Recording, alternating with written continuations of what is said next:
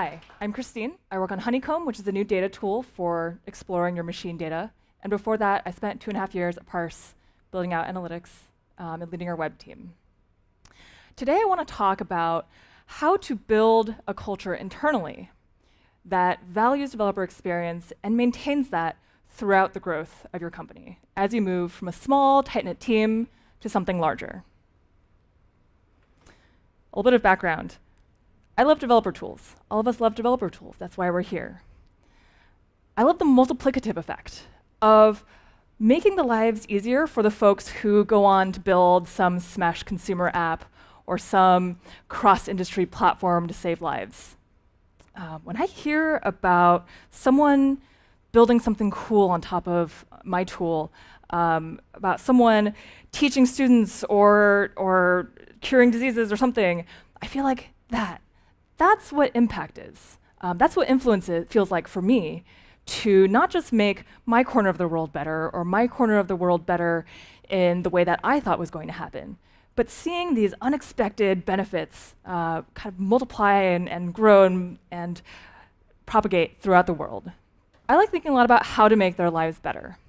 So the average developer using developer tools is not accustomed to using or to getting a consumer quality experience. They're the sort of people who are used to hacking solutions together for themselves, who are accustomed to thinking that the AWS console is the pinnacle of good product design, and that that's what we should build towards. And I love also how naturally developer tools spring out of our brains and our fingertips.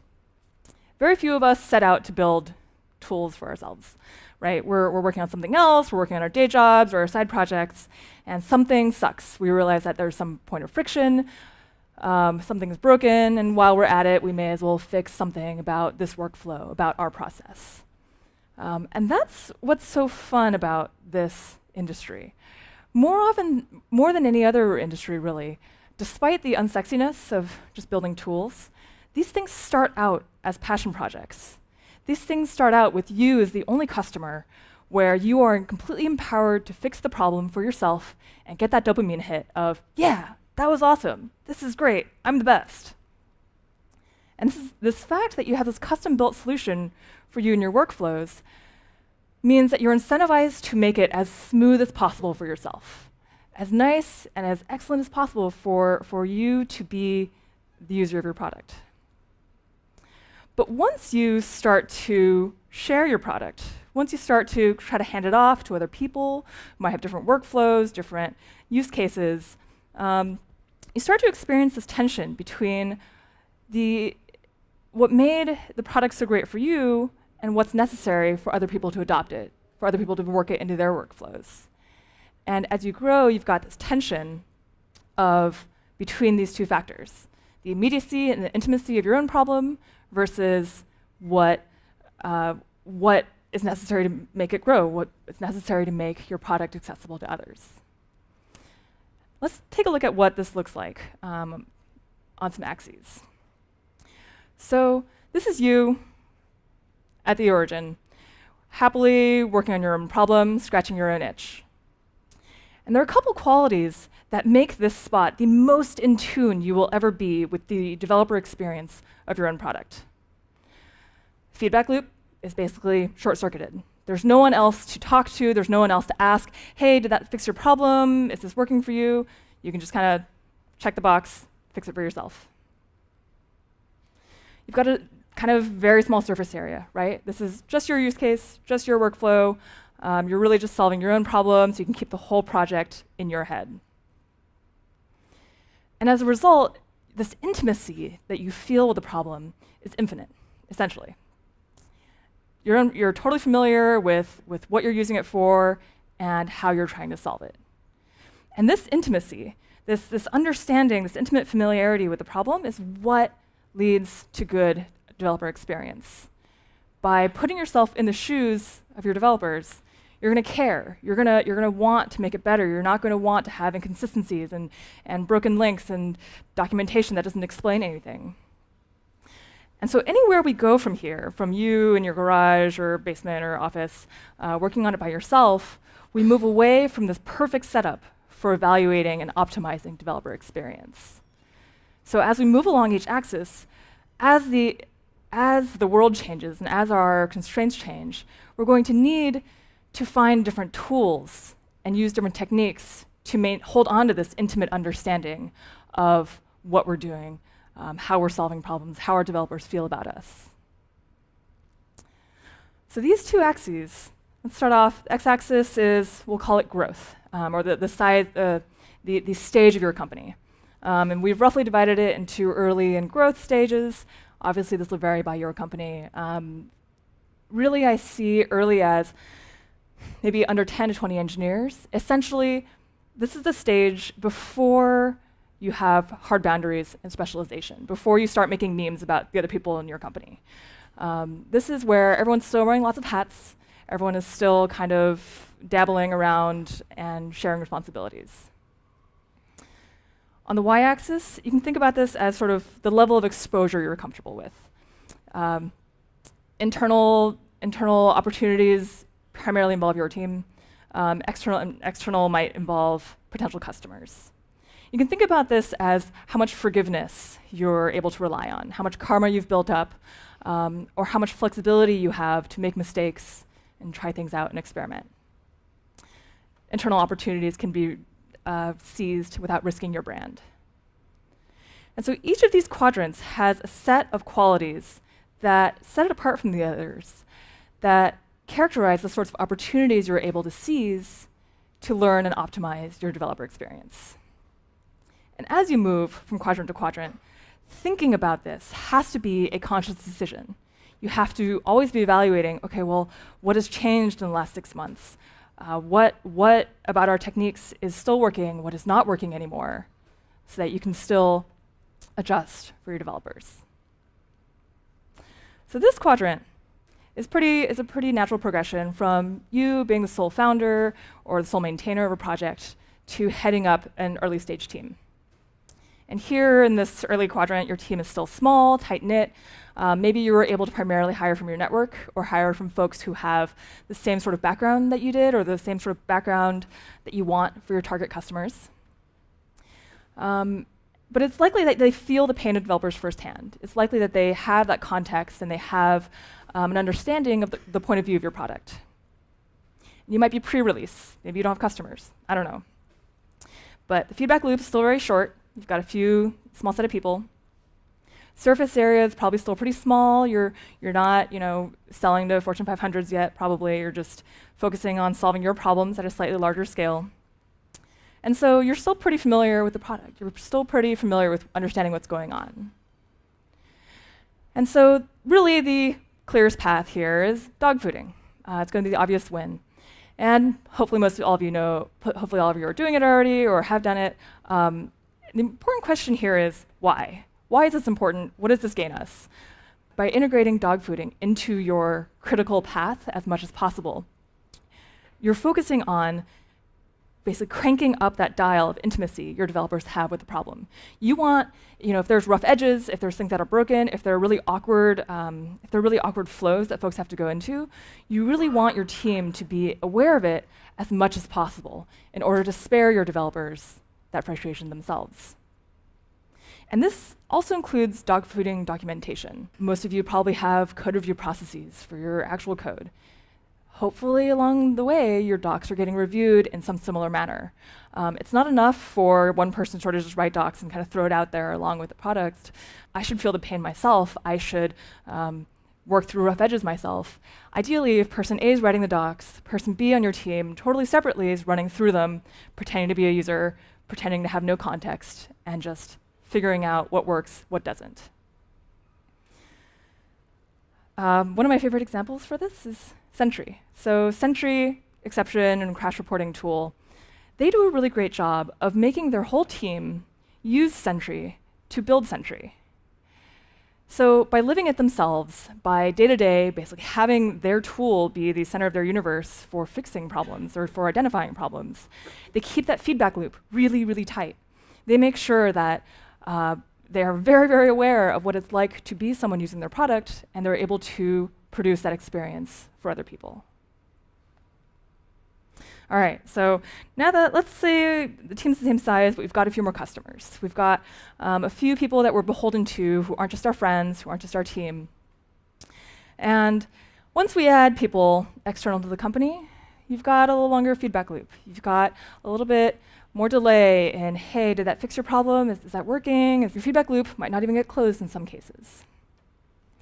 Your surface area probably is still pretty reasonable. You're starting to build out functionality for folks who are not just you, who are not just on your platform or your language. And as a result, our intimacy is starting to change. And we're really going to see this pattern of intimacy essentially being a function of your feedback loop and the surface area of your product. So it's no longer enough for just us to worry about our own experience, and it's no longer enough for us to feel things ourselves. We're going to have to start listening to people. And the best way for listening to people is support. Now, all of you, again, are like, okay, I do support. This is obvious. I need to do something. Support, though, is not just to solve people's problems. It's not enough for you to be like, okay, well, support is for me to answer all these questions from these people who don't understand what's going on. It should really be a way for you to be understanding what people are running into and what people are struggling with. By having as much of your team on the front lines as possible, you can make it so that while not all of you can have firsthand experience anymore with the developer experience of your product, everyone can get a chance to hear about it firsthand.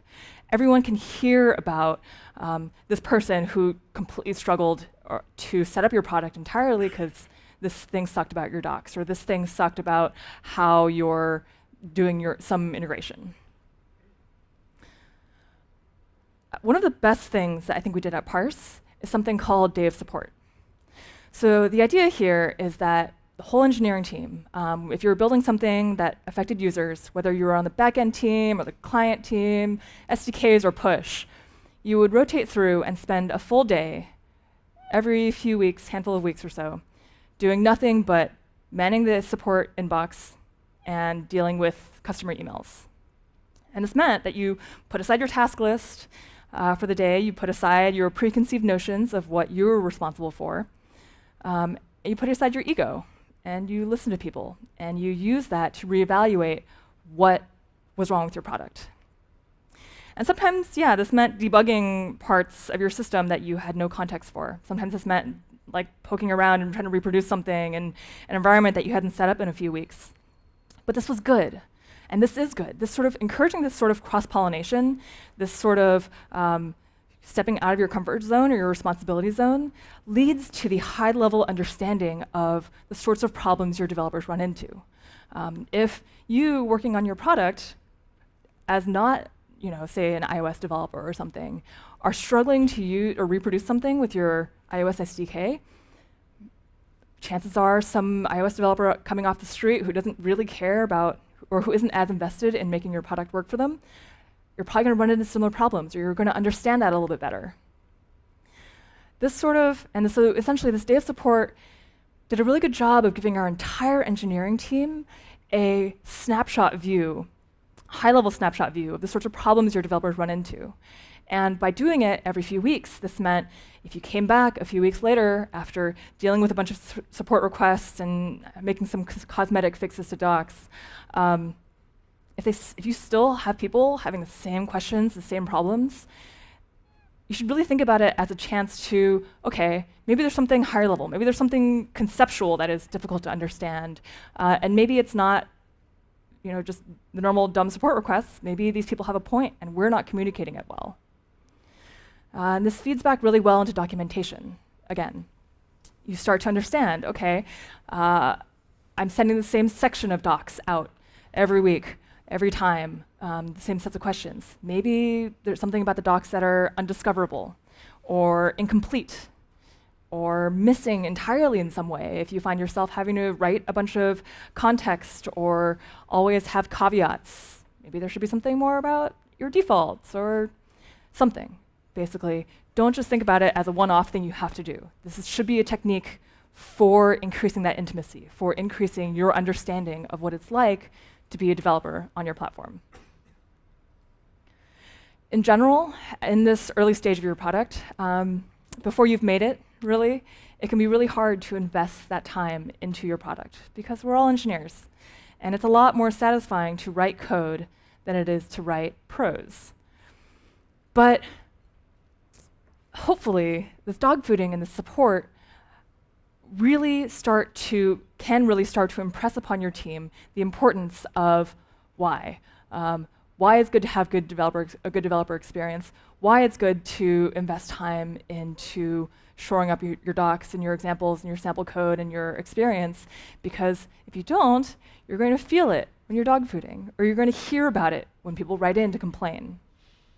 And so make a conscious decision at this point to invest the time and state it as a priority early.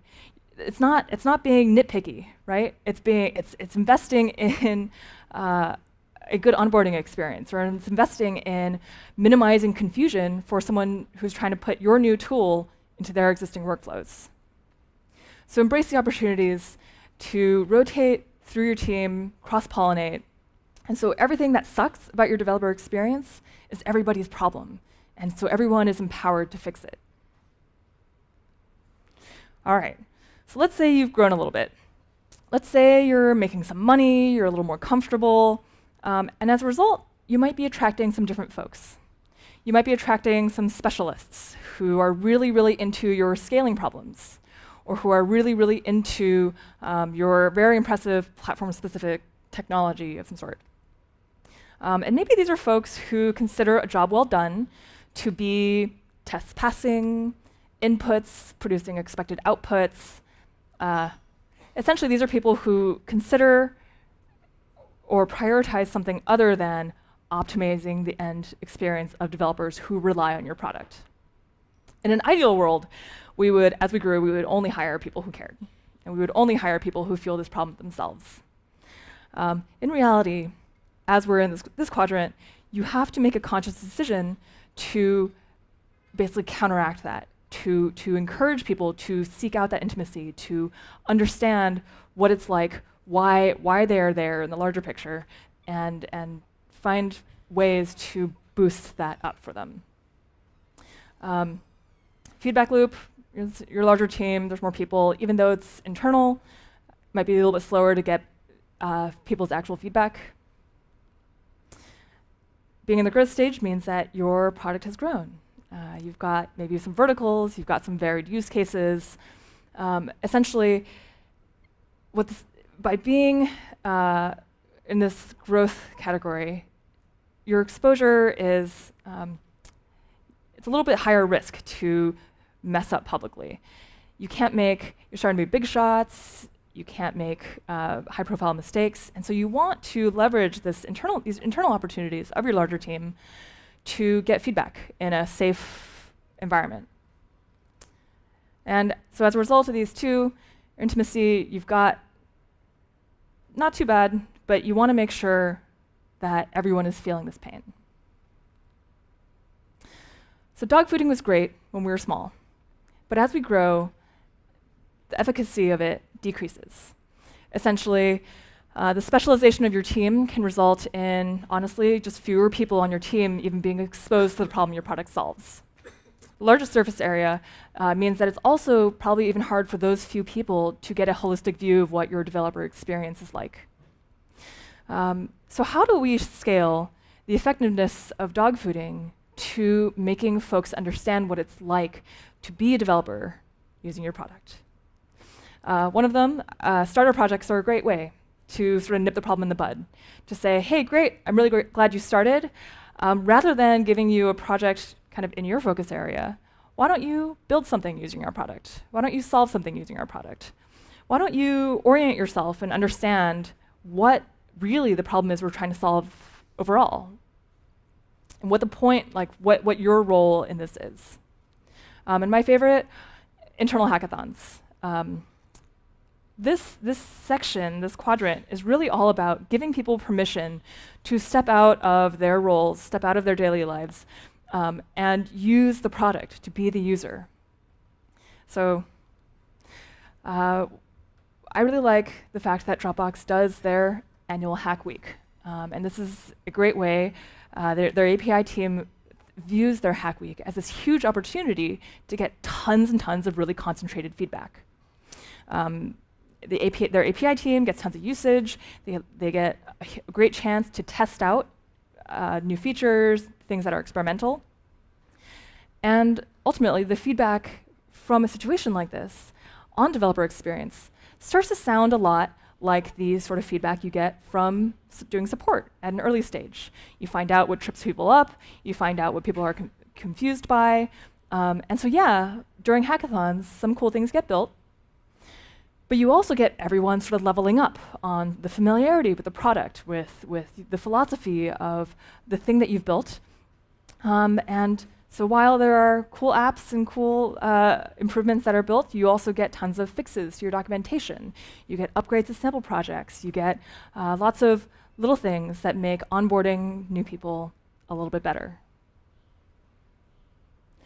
And so finally, you've got this big shot company, you've got these, and you've got this huge customer base of users who are ready to tell you what is wrong. Well, you've got a much longer feedback loop, because it's much harder to get strangers to tell you whether something fixed their problem or not. Forgiveness can be much harder to come by. Strangers are much more likely to drop off the face of the earth if you don't solve the problem right away, or much less likely to tell you whether you've even solved their problem or not. By now, you've got this big product. You've got strangers using it in unpredictable ways. And so as a result, you have this kind of huge distance between yourself and the average person walking off the street trying to use, or the average developer walking off the street trying to use what you've built. So here, honestly, it's less about taking advantage of the qualities than consciously compensating for them.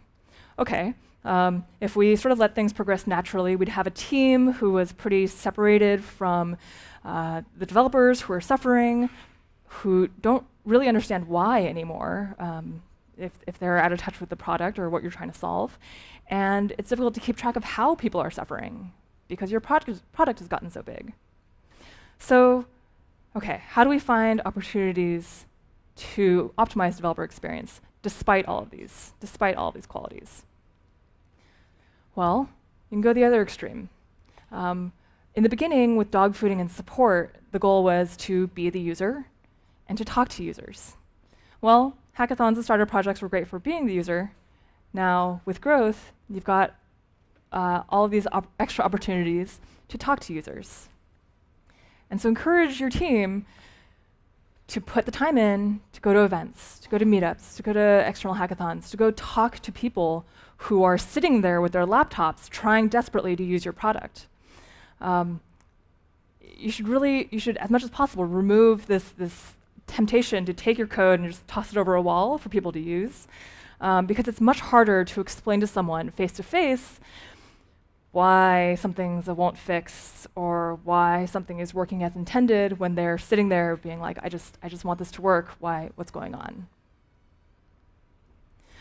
So maintaining this high-quality developer experience needs to be a conscious decision at each of these stages of your company, no matter what your company is working on or how you're solving it.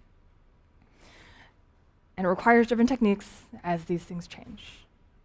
One final note, some of you might be sitting there being like, well, what about evangelists? And what about advocates? And these people whose jobs it is to sort of do all this for me. They're great. I think it's really great to have someone dedicated to focusing on your developers and their stories. But they're jetpacks, not crutches. They should be ways to supercharge your team, not they don't make up for your team being aware of developer experience in the first place, talking to users, understanding and anticipating developer pain. If any of you have kind of cool ways that you, in your company, have done this, maintained empathy with your users, I'd love to hear about them. But thank you and enjoy the rest of the conference.